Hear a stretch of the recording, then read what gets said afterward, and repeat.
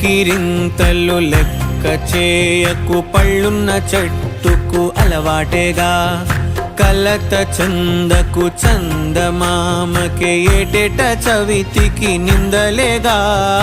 ఓటమన్నది గురువు కదరా, ఓర్పుతో నువ్వు గెలవవా.